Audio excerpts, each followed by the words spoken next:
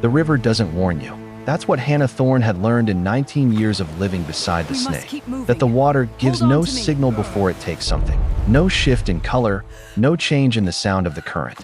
One moment a thing exists on the surface. The next, it's gone, swallowed clean. The river moves on as though nothing was ever there. She was standing at the edge of the dock, rope in hand, when she heard it. Not the storm. Not the crack of lightning splitting the canyon wall across the water. Something underneath all of that. Something human. She stopped breathing. The rope went slack in her fingers. And the voice came again, broken, desperate, barely rising above the roar of white water from the far side of the river where no one should have been. Before we go further, there's a battered brass compass at the center of this story. An old military compass that a dying man carried across a violent river in the middle of a storm. And when Hannah saw it, she recognized it immediately. She'd seen one exactly like it for 23 years of her life. What would you do if a stranger showed up bleeding on your doorstep, carrying proof that everything wrong in your life was not your fault? If this kind of story moves something in you, stay until the end. You won't regret it. Drop a like so others can find this too. Leave a comment telling me what city you're watching from. And subscribe if you want more stories like this one. Now, let's go back to that river. The Snake River at dusk, in the narrow canyon corridor between Idaho and Oregon, is not a place designed for human beings. It belongs to stone and current and the cold wind that funnels through the basalt walls like a living thing, pressing flat everything that dares grow at the water's edge. The canyon is deep and brutal, carved over millions of years with no concern for beauty, though it has an abundance of that too, in the way that dangerous things often do. Hannah Thorne had lived on the Idaho side for 19 years. She hadn't chosen the river so much as she had followed it when there was nothing else left to follow. Her property sat at the widest crossing point for 60 miles in either direction, a half-acre of flat ground hugged against the canyon wall, with a low timber building that served as both her home and a two-room traveler's lodge, a tool shed, and the dock where the ferry cable was anchored. The ferry itself was a flat-bottomed wooden platform, 12 feet by 20, guided across the water by a system of steel cables and hand-operated pulleys that her late husband Daniel had designed and built himself. It was the only mechanized river crossing in the corridor that didn't require a vehicle road or a bridge, and in a canyon where road access disappeared entirely for stretches of 30 miles, it mattered. Ranchers used it. Hikers used it. The occasional lost tourist used it. Game wardens from both states had standing accounts. In the summer months, she crossed the river 8 or 10 times a day. In winter, sometimes not at all for 2 weeks. The income was modest but real, and it kept the debt from becoming impossible. She charged a fair rate and asked no questions, which was also the reason certain people preferred her crossing to the highway bridges to the north and south. Hannah was 49 years old and looked it in the way that honest work produces, not worn out, but condensed. Her hands were calloused from cable and rope. Her face carried lines that weren't from worry so much as from weather and sun and the particular kind of sustained concentration that living alone in a canyon requires. She kept her dark gray-streaked hair pulled back while she worked and let it down only inside the lodge, where no one could see it. She spoke when she needed to, rarely otherwise. The town of Garrett's Crossing, 11 miles up the dirt road to the northeast, had opinions about Hannah Thorne. Most of them were delivered in the tone people use when they want to sound fair, but have already decided. They said she was proud, said she'd gone cold after Daniel died, said there was something suspicious about a woman who ran that crossing alone and didn't seem to need anything from anyone. What they did not say, not openly, was that her husband had been convicted of abetting the illegal transfer of contraband across the river crossing, that he had died in the Boise Correctional Facility 3 years into a 7-year sentence, that he had insisted on his innocence until the morning they found him on the floor of his cell, and that Hannah had stood outside the courthouse every day of that trial with her spine straight and her eyes dry and her hands at her sides, because she believed him and could not prove it, and had nowhere to put that combination of things except into the continuing fact of her body in the world. She kept the ferry. She maintained the cables. She oiled the pulleys. She did not leave. There was a photograph of Daniel on the shelf above the wood stove, taken in the year before his arrest. He was standing on the dock in summer light, one hand on the cable housing, looking at something off to the left of the frame with an expression of uncomplicated pleasure. He had been a man who found things genuinely interesting: birds, river mechanics, old maps, the names of rock formations. A former Forest Service ranger who had spent 15 years in the canyon system before they settled the ferry and the lodge as their life together. Hannah had taken that photograph herself, and she had not taken it down. The evening the cowboy came was in mid-October, when the canyon held the last warmth of the day for about 30 minutes after sunset and then dropped into cold with a speed that felt personal. A weather front had been building since noon, purple-gray along the canyon rim, the kind of cloud mass that swallows the stars before you notice they're gone. By 5 in the afternoon, the wind had shifted and Hannah had secured the ferry platform to its dock cleats with 2 extra lines, pulled the tool shed door shut, and started a fire in the lodge stove. By 6:30, it was dark and raining. She was mending a section of rope at the kitchen table when she heard it. That voice, frail and insistent, coming across the impossible width and noise of the storm-swollen river. She didn't move for 3 full seconds. She told herself she'd imagined it. Then it came again. Hannah stood up from the table without thinking about it. She pulled on her canvas work coat and her hat and went out into the rain and walked to the end of the dock with a lantern, leaning into the wind with the practiced stance of someone who had done this for years. Weight back on the heels, head low, eyes working the darkness across the water. The snake was running hard. She could feel it even through the dock boards, a deep vibration, like something immense breathing underneath. The current had been elevated for 3 days from upstream release at the Brownlee Dam, and in a storm like this, it would be moving faster still, the surface broken and white in the lantern's reach. Beyond the lantern's reach was only black. She heard it a 3rd time, and this time she placed it, roughly 30 yards out and 10 yards south of center, too far left of the crossing line, which meant whoever it was had entered the water upstream and been carried. She could not see a person. She could barely see the cable line. Every reasonable thing she knew about river safety said, go back inside. A rescue attempt in a flooded Snake River at night, in a storm, with a swollen current and no visibility. She had told that to hikers before. She had told it to people who looked at the water with a confident expression and thought they understood it. She had learned it the way you only truly learn anything out here, from the river, taking something you couldn't get back. But the voice was still there. Weaker now. Intermittent. Hannah hung the lantern from the dock post and went to the cable housing. The manual ferry operated on a diagonal tension system. She pulled on the upstream cable while the current's force pushed the platform across at an angle, and a second cable held the return line taut. It required both arms working in sequence and was, on a calm day, simply labor. On a night like this, it would be something else. She released the dock cleats. She worked the upstream cable hand over hand, the water slamming the platform from below, soaking her immediately, the lantern swinging on its hook as the dock moved into the current.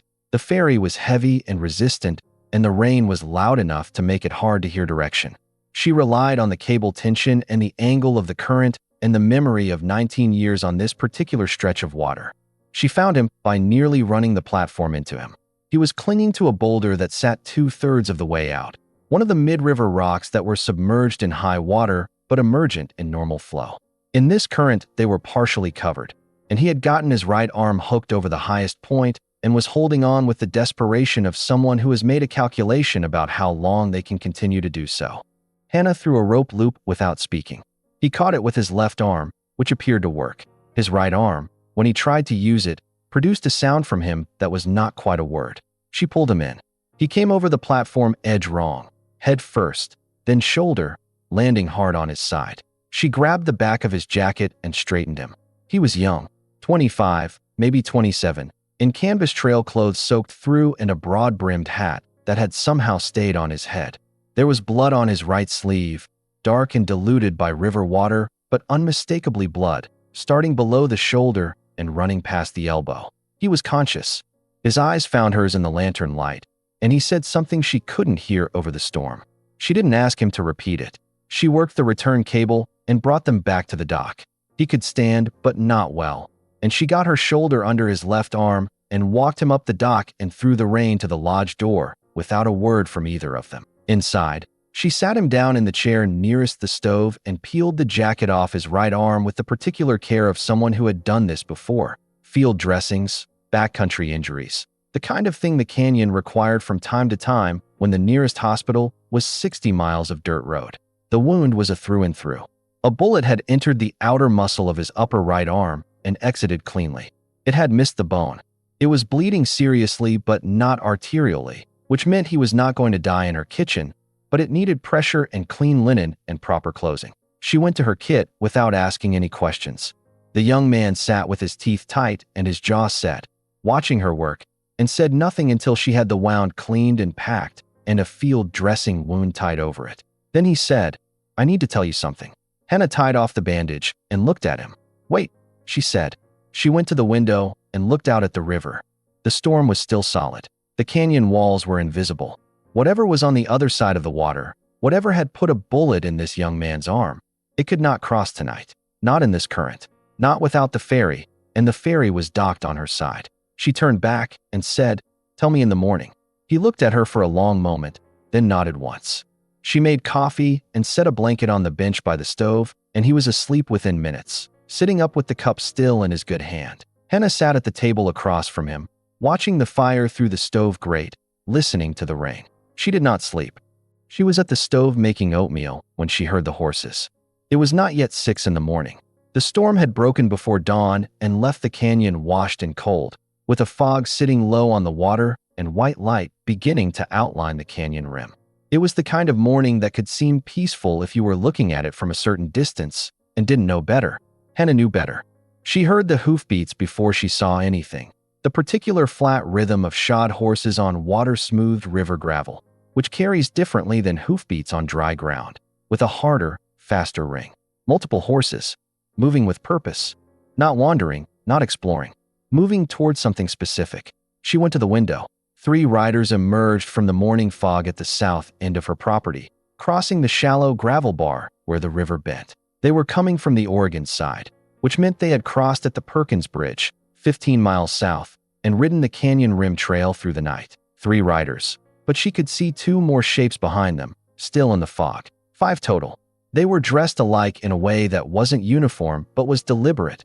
Dark canvas coats, lever-action rifles and saddle scabbards, and a small yellow patch on the left chest that she recognized. She had seen that patch on notices posted in Garrett's Crossing. The Canyon Black Riders, a licensed bounty retrieval operation, bonded through the state and contracted primarily by the mining interests in the county. She had seen their work before, at a distance. She had not liked what she saw. The young man in the next room was still asleep. She could hear his breathing. She moved to the stove and adjusted the pot. Then she went to the door and opened it before they could knock. The lead rider stopped his horse 10 feet from her steps. He was a broad man, somewhere between 50 and 60, with a face that suggested he'd been in weather most of his life. He had a star pinned to his coat, not a bounty badge, but a county sheriff's star from Klamath County. His name, she would learn, was Boyd Vance. He looked at her with the steady, assessing eyes of a man who had interrogated people professionally for decades and found it straightforward. "Morning," he said. Hannah said nothing. She stood with one hand on the doorframe and waited. Boyd said, "We're looking for a man. Young, 25 or so, dark hair, right arm injured. We have reason to believe he crossed your river last night." The fog moved between them. One of the other riders shifted his horse sideways to cover the south corner of the lodge. Hannah said, "River was running fast last night. Dangerous crossing." Boyd nodded, patient and unhurried, as though they were discussing the weather. He said, "The man we're looking for managed it somehow. He's resourceful. He also robbed the Consolidated Mountain Trust offices in Garrett's Crossing 2 nights ago. Took contents of the company's safe. We're here to bring him back." Hannah looked at him steadily. Boyd reached into his coat pocket and produced an envelope. He held it out toward her without moving his horse forward. She didn't take it. He set it on the fence post beside the path and said, "That's a recovery assistance fee. $1,200. Covers the safe contents, plus a finder's contribution from the company. More than enough to settle the ferry maintenance debt that's been filed against this property. I did check the county records on that." He said it without emphasis, without threat, just information. Hannah looked at the envelope. Then she looked back at him and said, "I run a river crossing. I don't run a catch service." Boyd's expression didn't change. He said, "I understand that. But this is a different situation. This man is armed and dangerous, and harboring him makes you an accessory after the fact. That's a criminal charge, Miss Thorne. One that would likely result in the temporary seizure of this property, pending investigation." He paused. He said, I imagine you understand what a property seizure would mean for your ferry operation." The fog was lifting slightly, and Hannah could see that two of the other riders had moved to cover the rear of the lodge, positioned at the corners. Not aggressive yet, just positioned. She thought about the young man asleep on the bench. She thought about Daniel. She said, "I'll need to see proper warrant documentation." Boyd smiled very slightly. He said, "Of course. I'll have it ready when you invite us in." She did not invite them in. She said she needed to see the paperwork first, and she held her ground in the doorway while Boyd produced a folded document from his inner coat pocket and walked it to the steps himself, climbing two of them to hand it to her at eye level. He was close enough that she could smell cold leather and tobacco. His eyes were pale gray and entirely calm. She took the document without stepping back. It was, on its surface, properly formatted: Klamath County header, a judge's signature, a warrant description citing one Jesse Calloway, male, 25 years of age, wanted for aggravated theft and unlawful flight. The paper had the official weight of something that had come through proper channels. She read it carefully. Then she folded it and held it in her left hand. Boyd was watching her the way a patient man watches something he has already calculated the outcome of, and that patience was itself a kind of pressure. Most people, under that gaze, start explaining themselves. Hannah handed the document back and said, "I'll need a few minutes to check the premises." He took the paper and stepped back down off the steps. He said, "Of course." She closed the door. Inside, she moved fast and quiet. The young man was awake. He'd heard voices. She could see it in his eyes when she came into the main room. He was upright on the bench, the blanket around his shoulders, left hand gripping the edge of the seat. Hannah knelt in front of him, close enough to speak in a low voice. She said, "There are 5 men outside. They say your name is Jesse Calloway and you robbed a mining company." He looked at her without flinching and said, "My name is Jesse Aldrin. I worked at the county recorder's office in Garrett's Crossing, and I've never taken anything that didn't belong to me." She looked at him the way she looked at the river when she was trying to read the current, not searching for what she wanted to see, but for what was actually there. He reached inside his shirt with his left hand and produced an object, a compass, old brass, military pattern, with a hinged cover that had a small compass rose etched into it. He held it out to her. She didn't take it. She looked at it. Her hands, at her sides, went very still. It was Daniel's compass. She knew it not from the general pattern. Many compasses looked like that, but from a specific detail. There was a small chip on the lower left quadrant of the cover, where Daniel had dropped it on River Rock during a survey hike in their 3rd year on the property. She had been there when he dropped it. She had picked it up. Jesse said, quietly, "A man named Daniel Thorne gave this to my father. My father was a deputy at the Garrett's Crossing substation before he was pushed out, before Daniel Thorne was arrested. They knew each other." Hannah's voice was very controlled when she said, "Where did you get it?" Jesse said, "My father died last spring. Left it with a letter. The letter said if anything ever happened to him, I should open the compass." "Not the compass.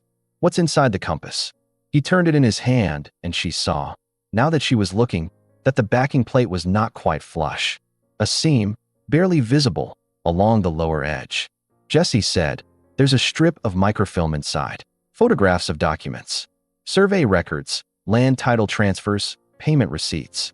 They show that the Consolidated Mountain Trust altered county land maps to absorb properties from 18 local families. Families that had owned that land for 2 or 3 generations. And they show the signatures of the county officials who authorized it." Hannah said, "Boyd Vance." Jesse looked at her. He said, "Among others. And the records show your husband was approached about signing a backdated approval for the survey transfers. He refused. 3 weeks later, the contraband charges appeared. The room was absolutely silent. Outside, she could hear the creak of saddle leather, someone's horse shifting weight. Hannah stood up. Jesse said, "I was trying to get to the federal courthouse in Baker City. That's on the Oregon side. Once it's submitted to a federal judge, Boyd's jurisdiction doesn't reach it anymore. But they were watching the highway bridges. I had to come through the canyon." Hannah looked at the door, then at the floor, then at her hands. She said, "Can you walk?" He said, "Yes." She said, "There is a trapdoor under the ferry engine housing. It accesses the inspection pit for the cable system. It's below the dock line, completely enclosed. There's a lamp in there and a water can. You'll hear everything from outside, but no one will find it without knowing where to look." Jesse stood, still holding the compass. He said, "What about you?" Hannah said, I'll deal with what's outside. Jesse hesitated. He said, Miss Thorne, they're not going to stop at questions. She said, I know. Move. She led him through the back of the lodge and out the rear door, across the open ground to the dock, moving fast and low. The fog was still thick enough along the waterline to provide cover. She lifted the engine housing cover, a heavy wooden panel fitted flush with the dock boards, and pointed down. Jesse dropped in without another word. She replaced the cover and weighted it with the tool case she kept beside the cable housing. Then she walked back up the dock toward the lodge and went around to the front and opened the door and said, I've checked the premises. Boyd was waiting exactly where she'd left him. He said, and she said, there's no one here but me. Boyd looked at her for a long time without speaking. Then he said, Miss Thorne, we tracked blood from the high gravel bar on the Oregon side to the river's edge. The current from that point leads directly to your dock. The blood trail through your property ends at your front door.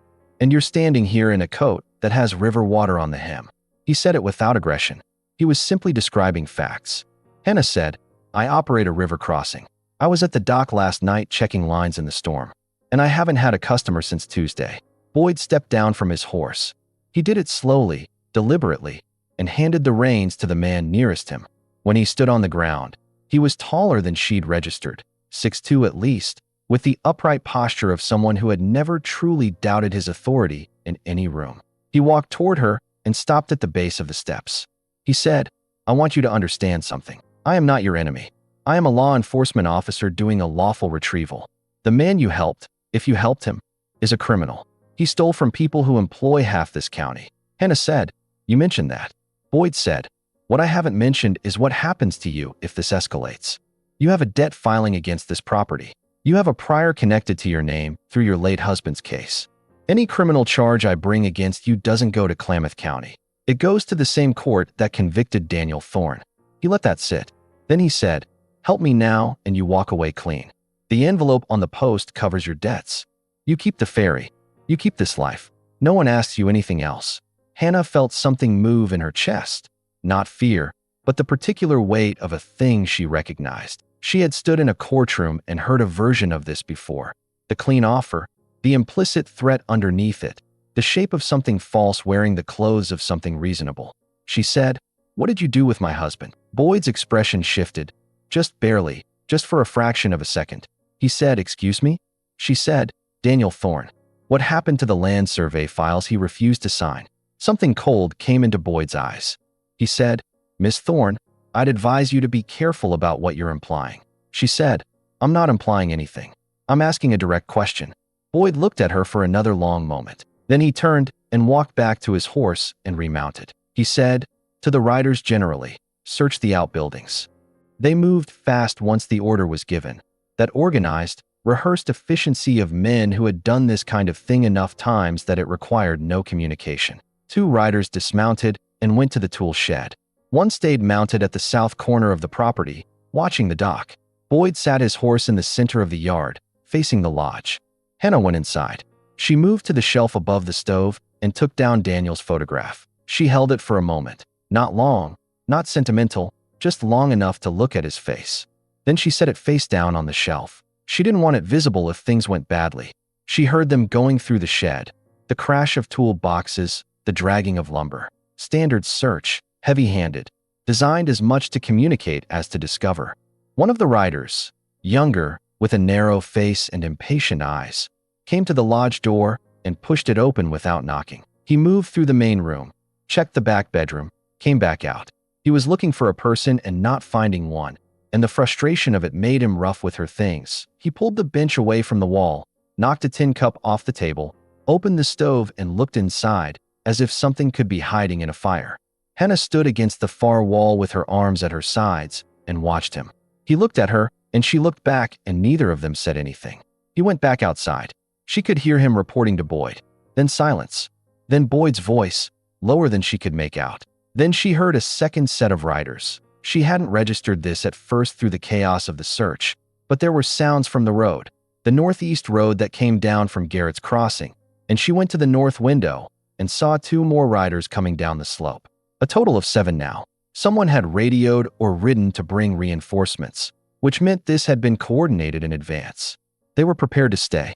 Boyd dismounted again and came to the door himself. He didn't knock. He came in and stood in the center of the room and looked at it the way a man looks at a space when he's deciding what to do with it rather than respecting it. He said, "I'm going to be direct with you." Hannah said, "You weren't before?" Something moved behind his eyes, the first sign of genuine irritation she'd seen in him. He controlled it immediately. He said, "The man you're protecting is carrying evidence. Evidence that, if it reaches federal jurisdiction, will end careers and possibly result in criminal referrals. That cannot happen." Hannah felt the ground shift beneath her. Not physically, not the way the dock shifted in high water. Something else. The truth of it, finally spoken plain. She said, "So there is something to protect against." Boyd said, "Don't." She said, "You just told me this isn't about a robbery." Boyd said, "It is absolutely about a robbery, and about a young man who is confused about the meaning of what he found and who is going to cause serious harm to a lot of innocent people with documents he doesn't understand." He said it with the practiced smoothness of someone who had rehearsed exactly this framing, and Hannah could hear in it the same quality she had heard in the prosecutor's closing statement at Daniel's trial. That particular confidence of someone saying a false thing in a building designed to make false things sound true. She said, "I'd like you to leave my property." Boyd said, "I'm not going to do that." He said it simply, not aggressively, the way you say a fact. He said, "My men are going to continue the search. When they're done, I'm going to have another conversation with you. I'd encourage you to use the time to think about what you actually want the rest of your life to look like." He walked back out, and she heard him give orders.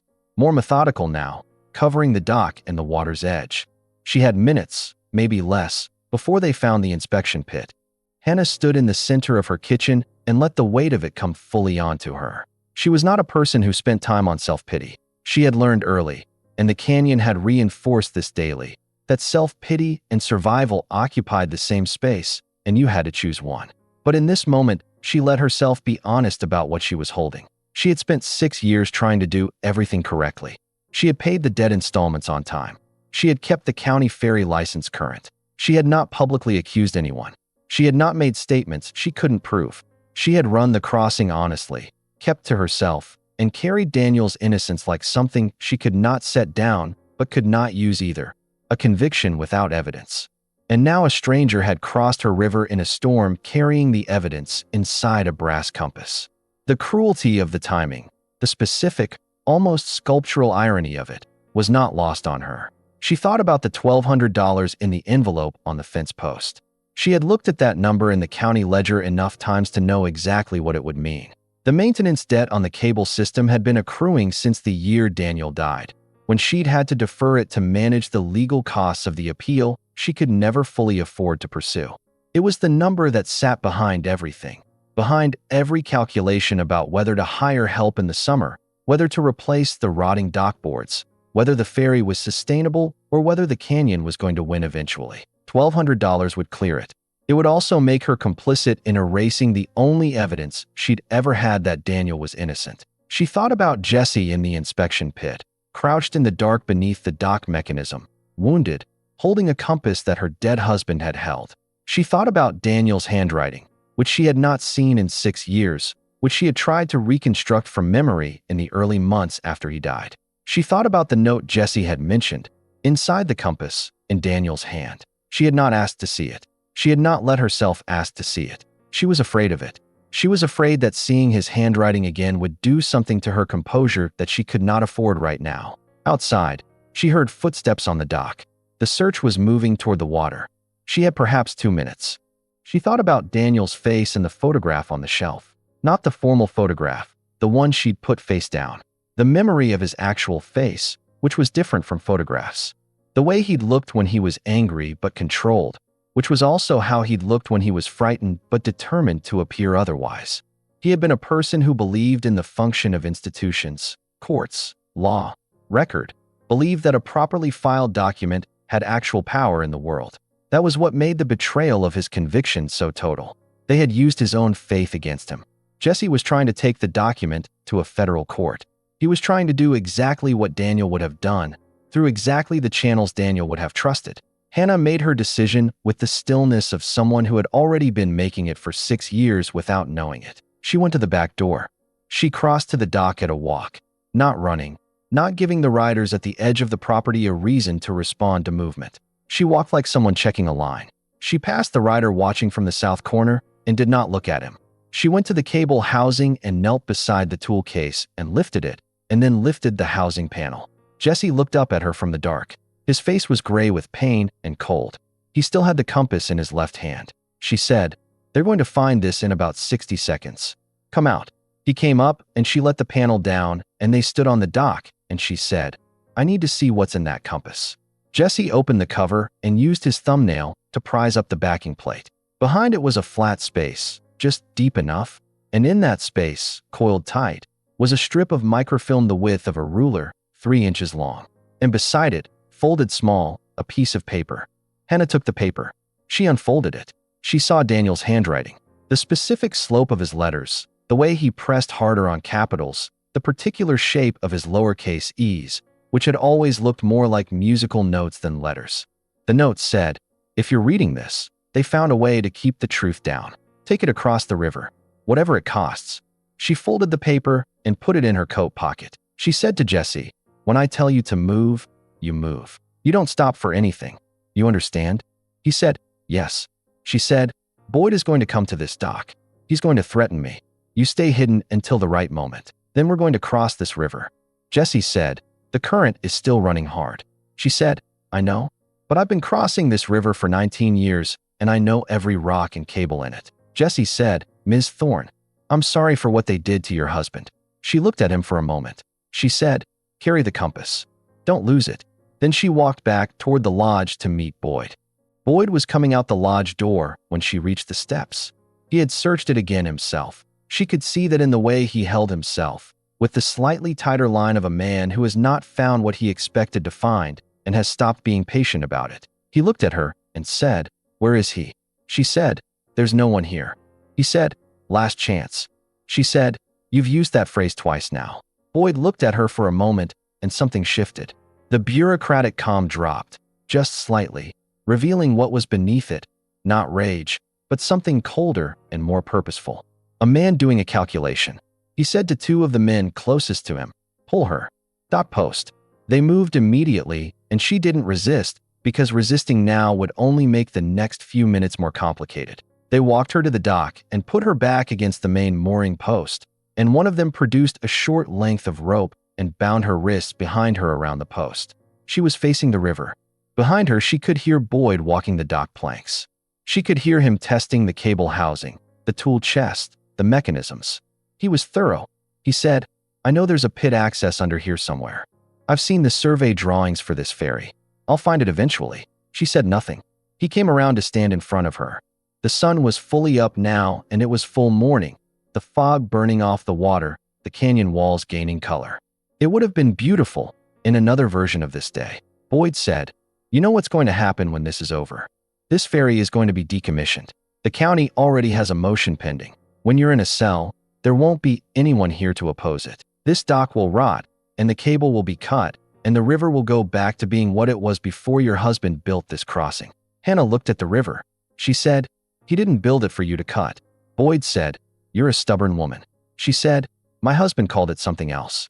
Boyd looked at her, and then he turned to the nearest rider and said, "Start with the cable. Cut the guide wire on the downstream side. If anyone's in that pit, they'll come out." The rider moved toward the downstream cable anchor, a heavy bolt assembly set into the dock board, and produced a bolt cutter from his saddlebag. He was quick about it. The bolt cutter went around the anchor cable. Hannah understood in a fraction of a second exactly what was about to happen, because she had spent 19 years understanding the physics of this system. The downstream guide cable was one of 2 wires that held the ferry in tension against the current.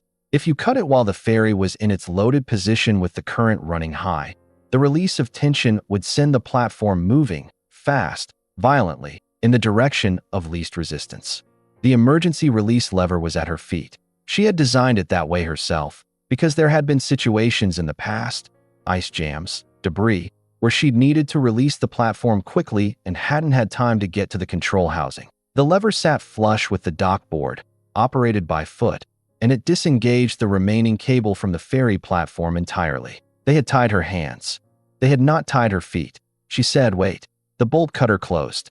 The downstream cable snapped with a sound like a rifle shot and whipped back along the dock's surface, tearing splinters in a long stripe across the wood, and the platform lurched violently against the remaining cable, and Hannah drove her heel down onto the release lever, and the last connection snapped free. The cable came off the housing with a sound like something alive and furious, a 10-foot whip of steel cable under enormous tension, moving at a speed that no one on the dock had time to respond to. It cleared the dock in a single violent arc and caught two of the riders' horses across the chest and shoulders, sending them sideways and pulling the men from the saddle. Boyd's horse shied violently, and he grabbed for the reins with both hands. The ferry platform was already moving. It caught the current immediately, swinging south and accelerating, the river taking it with the flat, decisive force of water that has been waiting. Jesse came up from the inspection pit. She had not told him how, had not had time, but he had heard the cable snap and the chaos, and he came up through the housing panel and across the dock in 4 running steps and went over the platform edge onto the moving ferry without hesitating. The dock post held Hannah for one more second before the rope at her wrists, which had been a quick bind, not a secure one, pulled loose on the downstream side as she pivoted her weight against it. She fell to one knee on the dock, caught herself, and jumped. She hit the ferry platform on her side and grabbed a deck cleat and held. The river had them. The snake at full current is a different entity than it appears from the bank. From the bank, it looks like water moving rapidly in a defined channel. On the water, it is a living system of pressure and counterpressure, with hydraulics that push a floating object in directions that violate common sense, that pull downward as readily as they push forward, that create standing waves and reversal currents that can flip a flat platform in a second. Hannah knew this. She had 19 years of it in her hands, but she had never been on this water without a cable. She got to her knees on the pitching platform and moved toward Jesse, who had caught the downstream cleat and was holding himself flat. The platform was rotating slowly as the current caught different edges. She needed to stop that rotation or they'd be broadside to the first rapid, which was approximately 200 yards downstream, and broadside to a Class 4 rapid on a flat platform with no sides was not survivable. She said to Jesse, "Left side, push the plank down into the water." He moved without questioning it. They drove the port edge down together, which corrected the rotation, and the platform straightened. She could hear shouting from the bank, riders moving along the shore, some of them already at a gallop trying to stay parallel to the drifting ferry. She heard a gunshot, a crack that came off the canyon wall and multiplied into something abstract. Then a second shot. The platform was taking fire. She said, "Get flat." They both went down against the deck boards, and the platform continued its run south, the canyon walls passing on both sides with increasing speed. Ahead she could hear the rapid, not see it, not yet, but the sound of it had changed from the general roar of the river to something more specific and directional, with an undertone that you felt in the chest more than heard in the ear. She said, "When I say paddle, use the plank, port side only." Jesse said, "Which is port?" She said left. She got to her knees and used her body as a keel, leaning to the right, creating drag on the starboard side, driving the nose of the platform left toward the Oregon shore. The platform responded slowly, stubbornly, like all flat-bottomed craft that were never designed to be steered without a line. The rapid was loud now, very loud. She said, "Paddle." Now. They both worked, Jesse with the deck plank, Hannah with her arms over the side, pulling water. The platform's nose turned. Not enough, not fast enough. She could see the first standing wave ahead, an ugly green hump of water that marked the entry to the rapid, and they were going to hit it at a bad angle. They hit it.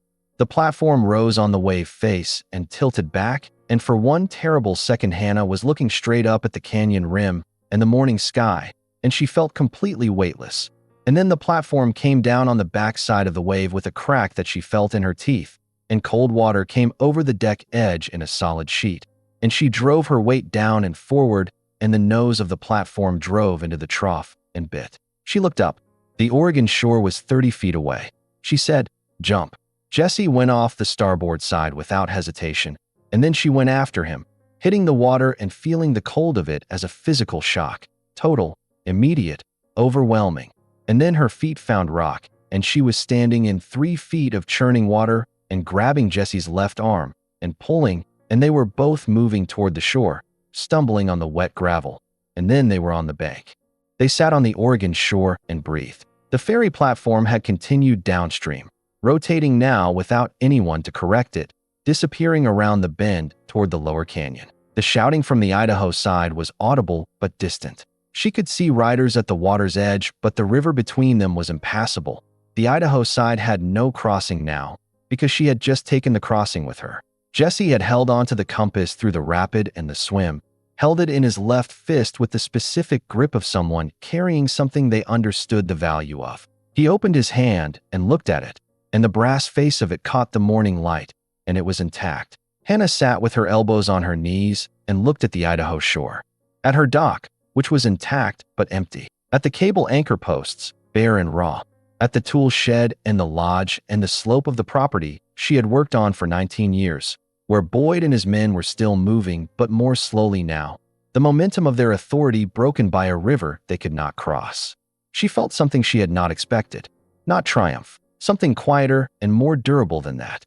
She put her hand in her coat pocket and felt the folded paper. Daniel's handwriting. His last instruction, written not to her. He hadn't known she'd find it, but in the direction of anyone who might carry this forward. Take it across the river, whatever it costs. He had believed in this.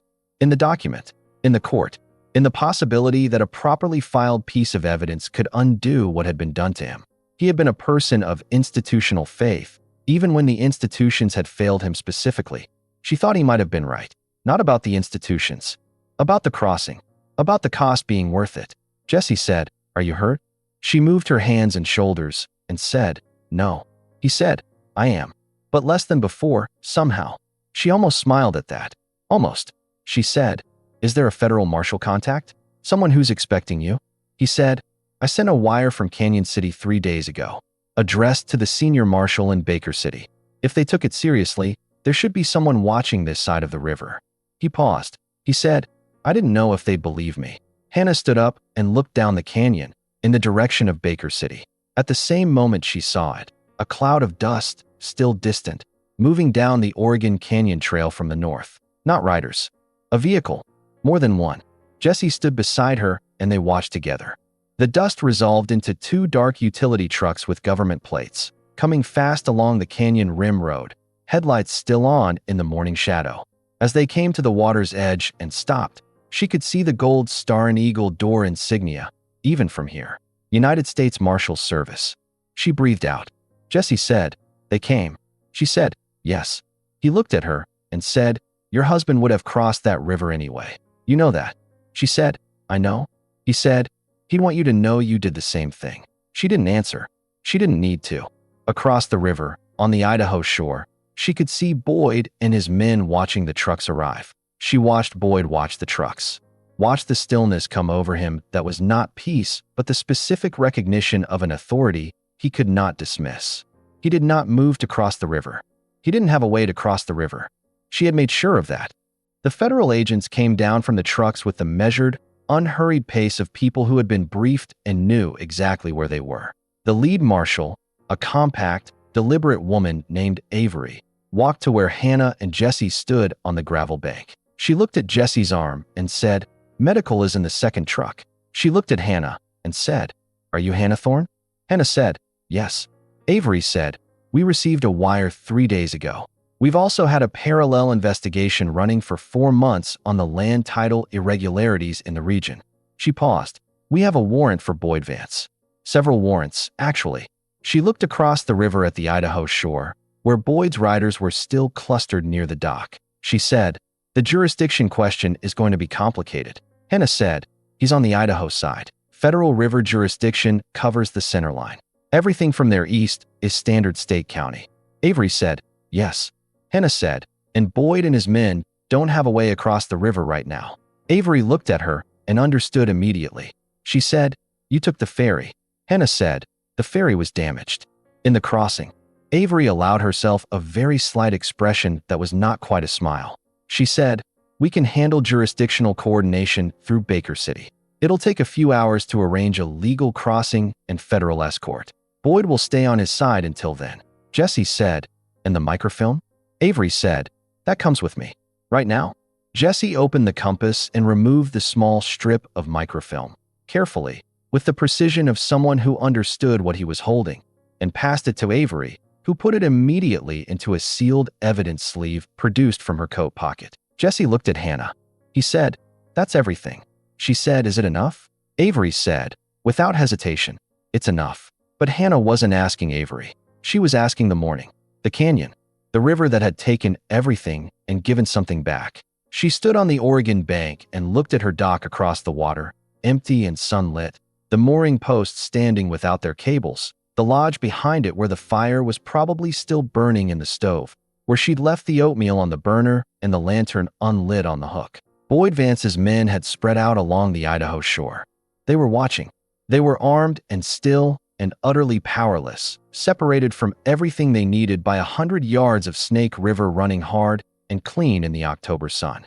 She thought 100 yards had been enough, once before, to contain the truth. Keep it on one side. Keep the people who knew it from reaching the other.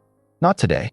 It was 3 weeks before Hannah crossed back to the Idaho side. The federal investigation moved quickly once the microfilm was processed. It contained 37 frames, each one a photographed document from the Klamath County Recorder's files, showing the chain of forged signatures and falsified survey dates that had moved 18 land parcels from individual owners to Consolidated Mountain Trust ownership over a period of 6 years. Boyd Vance's signature appeared on 11 of them. 3 other county officials were also named. The warrants were served. The arraignment was in Baker City. Hannah did not attend. She had been asked to give a statement about the events at the ferry crossing, which she gave clearly and factually, without embellishment, in an affidavit that took 2 hours to prepare. She signed it and handed it to Avery and said, "Is that sufficient?" Avery said, "More than." She also asked whether Hannah wanted to pursue a formal exoneration review for her husband's case. Hannah said she did. That process was longer and required its own documentation, its own chain of legal procedure. The same institutions Daniel had believed in, moving at the pace those institutions moved. She understood now that patience with this pace was its own kind of courage. Not the courage of crossing a river in a storm. A quieter kind. The kind that sits with something unfinished and does not abandon it. She came back to the ferry on a Tuesday. A county maintenance crew had recovered the ferry platform. It had gone aground a mile and a half downstream on a gravel bar, damaged but structurally intact. The dock needed new cleats and a section of planking. The cable system needed complete replacement, which was expensive. She could afford it. The federal case had triggered a property fraud review, and 7 of the 18 affected landowners had joined a class action recovery. The settlement fund, once established, included the ferry property in its scope, because the original debt filing against the crossing had been done at Boyd's direction as a pressure mechanism. That debt was erased. She stood on the dock in the November morning with her hands in her coat pockets and looked at the river. The Snake was lower now. Dam operations had reduced the release, and the water ran quieter and darker than it had during the storm, clear enough in the shallows that she could see the gravel bed 20 feet out. The canyon walls were in shadow, the light only reaching the upper rim where the basalt had been turned orange and red by the cold. A pair of osprey were working the far current, circling. Jesse had stayed in Baker City for the federal proceedings, which would keep him occupied through the winter. He had come by the lodge once, before the investigation intensified, to see that she was all right and to return something he had been holding. A small folded note in Daniel's handwriting, which she had not asked for, but which he pressed into her hand at the door and said, "He wrote it for you. I think he always meant for it to reach you." She had not opened it in front of him. She had opened it alone that night, at the kitchen table, with the fire in the stove and the river audible in the distance. It said, "I'm sorry I couldn't stay to explain it to you myself. The river crossing was always worth it. So were you. Don't let the canyon win." She had sat with it for a long time. Then she had put it in the small cedar box where she kept things that mattered, and she had put the box on the shelf beside the photograph, and she had gone to bed and slept for the first time in many weeks without waking. At the dock on that November Tuesday, with the replacement cables coiled and waiting to be installed and the empty posts marking where the system would be rebuilt, she thought about what it meant to run a crossing. It was a simple thing, in principle. You provided a way from one side to the other for people who needed it in both directions. You maintained the line. You operated the mechanism. You kept the crossing open. The canyon could be violent. The river could be violent. The people who wanted to block passage could be organized and authorized and armed. None of those things were, in the end, more persistent than a woman who had decided not to leave. She picked up the first coil of cable. She began. Downstream, the river moved as it always had, cold and fast and entirely indifferent, carrying whatever was given to it toward whatever came next, and the sound of it filled the canyon the way it always had, which was completely, and without apology, and without end. If Hannah's story moved something in you today, if you've ever been the person holding the truth that no one wants to hear, or the person who had to decide whether crossing was worth the cost, then you already know what this story was really about. Drop a comment below. What city are you watching from today? And tell me, what would you have done in Hannah's place when Boyd made that offer? Would you have taken the money? If this is the kind of story that stays with you, hit like and subscribe. There are more stories like this one waiting. Stories of people on the wrong side of power who found out that rivers can be crossed, that evidence can survive, and that the truth, given enough time and enough courage, does eventually reach the other side. See you in the next one.